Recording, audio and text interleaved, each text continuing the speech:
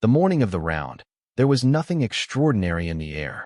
That's the thing nobody tells you about legendary days in sport. They don't announce themselves. The sun came up the same way it always does. The groundskeepers finished their last pass on the fairways.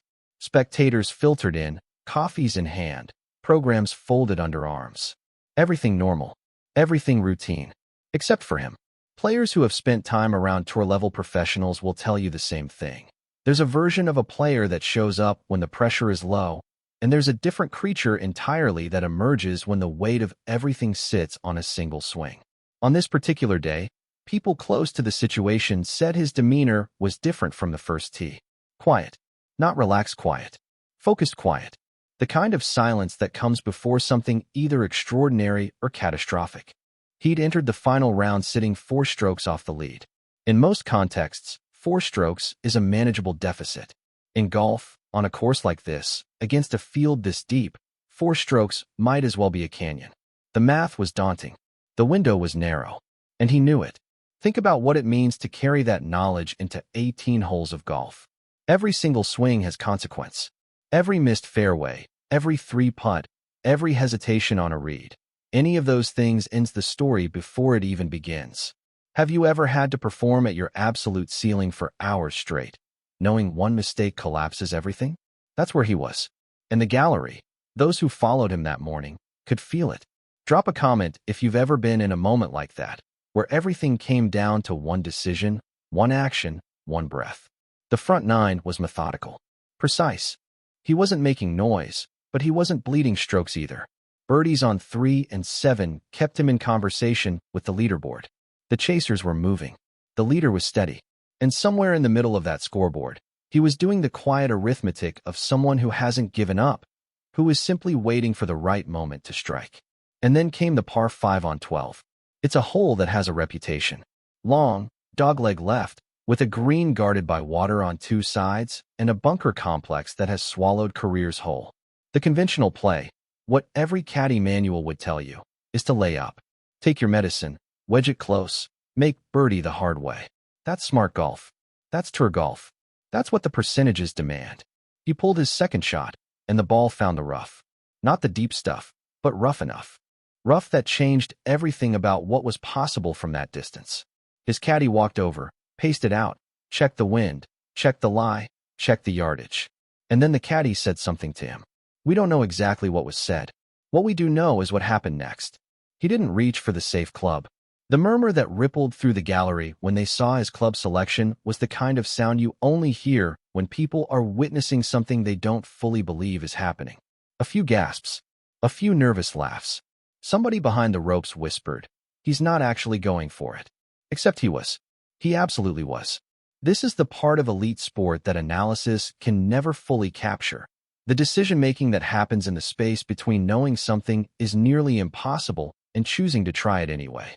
Not recklessly, not out of desperation, but out of something deeper.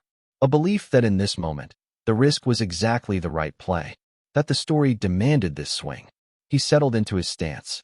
The wind shifted, barely perceptible to anyone standing more than 10 feet away, but he felt it. Adjusted his feet. Took one slow practice swing. Then he looked at the target. Not the water, not the bunker, the target. And he swung. What followed is the kind of thing that stops time. Do you think he made the right call going for it? Or should he have laid up? Tell me in the comments. This is the debate the golf world is still having. The contact was different.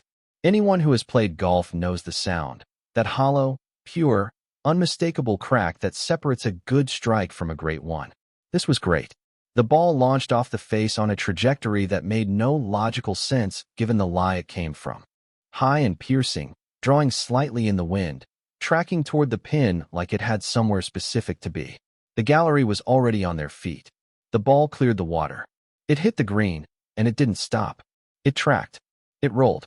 And it curled toward the hole with the kind of purpose that makes grown men reach for each other's arms because they need to hold on to something real. It stopped 18 inches from the cup. Birdie. But more than birdie, a statement. A declaration. A turning point so dramatic that the leaderboard itself seemed to shudder. In the broadcast booth, the commentators, seasoned professionals who have narrated thousands of rounds and tens of thousands of shots, went briefly silent before finding their words.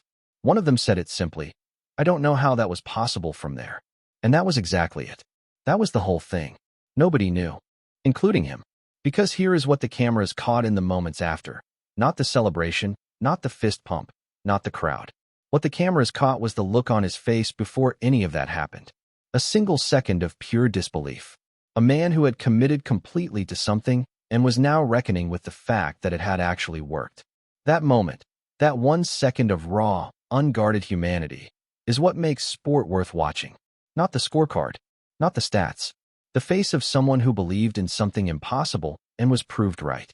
The ripple effect through the field was immediate and measurable.